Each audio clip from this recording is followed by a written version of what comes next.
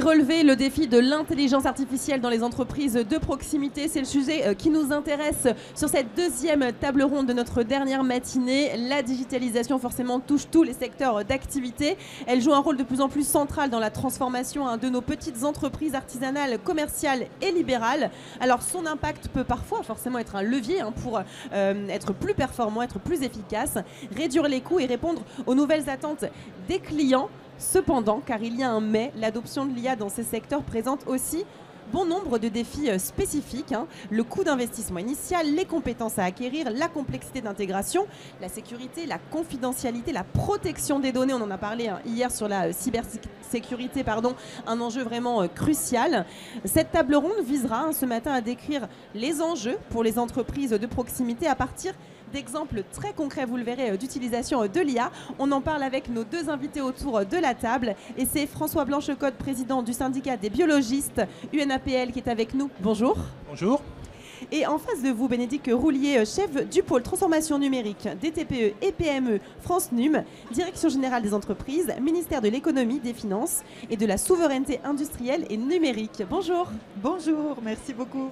Merci à vous d'être avec nous. Alors, je vais commencer cette table ronde par vous, François Blanchecotte. On entend beaucoup forcément parler d'IA depuis des années maintenant, mais on n'associe pas forcément IA et petite entreprise. C'est vrai qu'on le voit plutôt pour les grosses industries.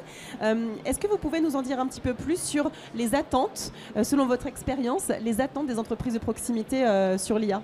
Je crois que d'abord parce que les chefs d'entreprise l'utilisent eux-mêmes sur leur téléphone, sur un certain nombre d'outils, ils doivent évidemment l'utiliser pour leurs entreprises. C'est un vrai défi et ces outils nouveaux, ils doivent se les approprier. Cette transition numérique qu'on veut doit permettre aux chefs d'entreprise d'améliorer sa productivité, d'améliorer les tâches qui n'est pas son cœur de métier. Et donc c'est vraiment dans ce sens-là que le chef d'entreprise a une attente très forte de pouvoir s'approprier ces outils, être formé, comme vous le disiez tout à l'heure, avec les règles de sécurité, le fait de protéger les données de l'entreprise, mais aussi ses données personnelles. Donc tous ces éléments-là doivent permettre de pouvoir progresser et il faut définir quels sont les enjeux, quelle sont l'acculturation qu'il doit avoir et comment il peut s'y approprier de façon à ce que ce soit efficace dans son travail. Effectivement, vous parlez d'efficacité dans le travail. On comprend que l'IA peut permettre d'améliorer la performance, l'efficacité du travail. Mais les chefs d'entreprise de petites structures, ils ont souvent, on peut le dire, le nez dans le guidon. Une expression qui parle beaucoup aux entreprises de proximité parce que c'est vrai, c'est le cas. Quel est le rôle de l'État, Bénédicte Roulier, face à ce défi et quels sont les outils mis au service des TPE ? Alors, tout d'abord, on publie tous les ans le baromètre France Num de la transformation numérique et pour savoir où on en est.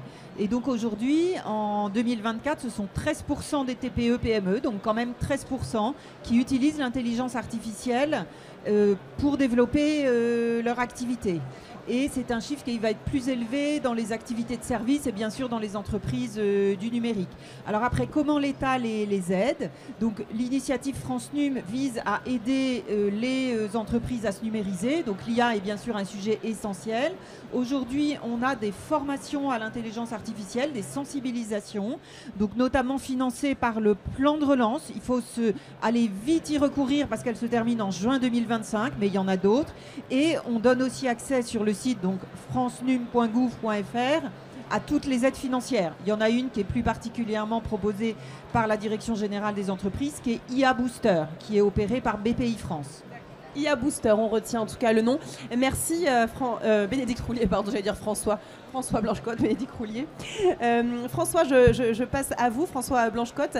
Comment l'IA aide-t-elle à gagner en efficacité sur la gestion des commandes précisément et la gestion des stocks ? Si on peut avoir un exemple concret. Oui, il existe des outils qui permettent aux chefs d'entreprise d'avoir une possibilité d'automatiser d'une certaine manière et d'avoir les outils qui permettent de gérer ses commandes en temps réel.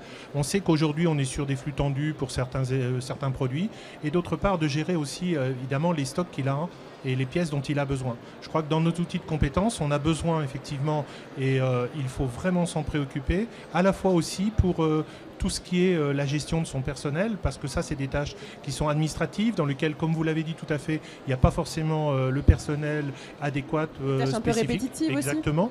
Et donc tout ça, ça peut être géré par une IA. Encore, il faut-il, comme disait France Num, de pouvoir s'approprier ces outils et vraiment d'y être formé, et surtout de faire très attention à ce que ces outils puissent être performants et non pas mis sur la sphère publique, en tout cas des données qui seraient distribuées un peu partout, et donc ce qui pourrait être au détriment effectivement de la spécificité, de la compétence d'une entreprise particulière qui a vraiment un savoir-faire spécifique. Oui, effectivement, la cybersécurité rentre vraiment en jeu lorsqu'on utilise l'intelligence artificielle. On en a parlé hier, je vous invite à retourner sur cette table ronde d'ailleurs qui parlait de tous les enjeux liés à la cybersécurité, et on sait qu'il y en a beaucoup. Bénédicte Roulier, à quelles conditions l'IA serait-elle alors une valeur ajoutée pour les TPE? Vraiment, le côté très positif de l'IA, ce serait quoi? Alors le côté très positif de l'IA, c'est déjà que tous les dirigeants de TPE soient convaincus que leur expertise métier a de la valeur et elle est première.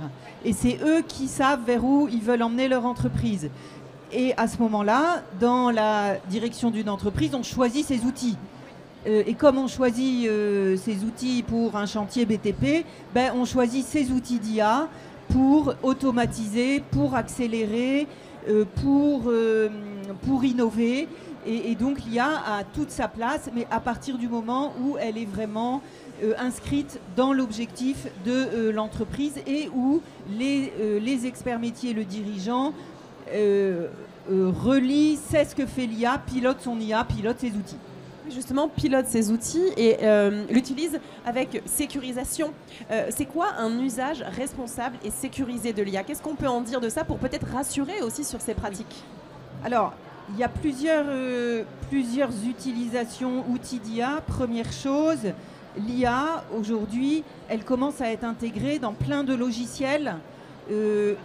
Voilà, mais donc ce que je veux dire, c'est que vous achetez un logiciel pour gérer votre personnel. Si vous travaillez avec une boîte innovante, il y aura de l'intelligence artificielle dedans. Le logiciel, il fera plus de choses pour moins cher. Après, deuxième chose, l'IA, on est submergé de documents et d'informations. L'intelligence artificielle générative, ça gagne un temps fou pour produire des synthèses de documents, des résumés, des comptes rendus de réunions.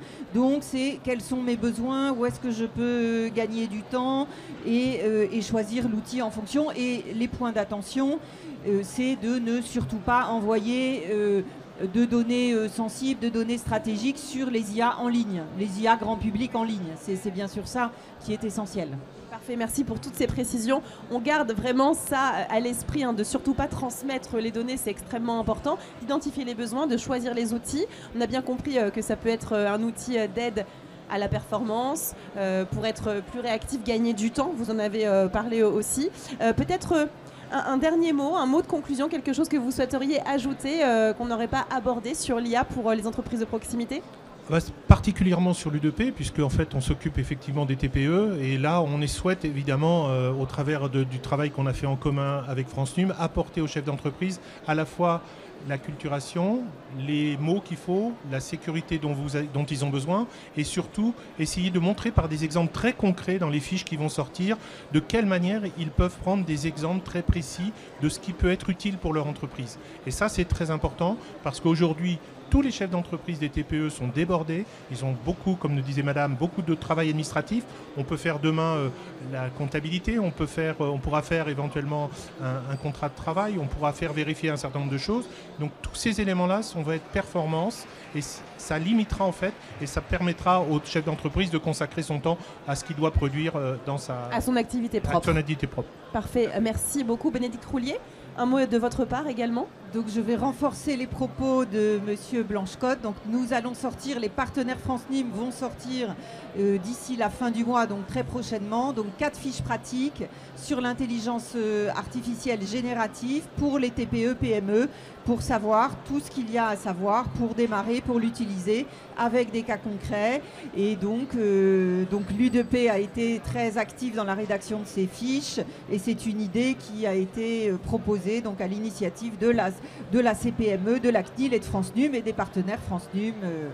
Et nous sommes ravis de faire ce travail avec l'U2P. Génial, je pense que là, pour les personnes qui nous écoutent, vous avez tous les outils à votre disposition, tout a été mis en place pour que vous puissiez utiliser l'IA en fonction de votre activité. Merci à tous les deux d'avoir été présents aujourd'hui. Merci beaucoup. Et merci à vous d'avoir été connectés avec nous, toujours en direct sur le Facebook de l'U2P.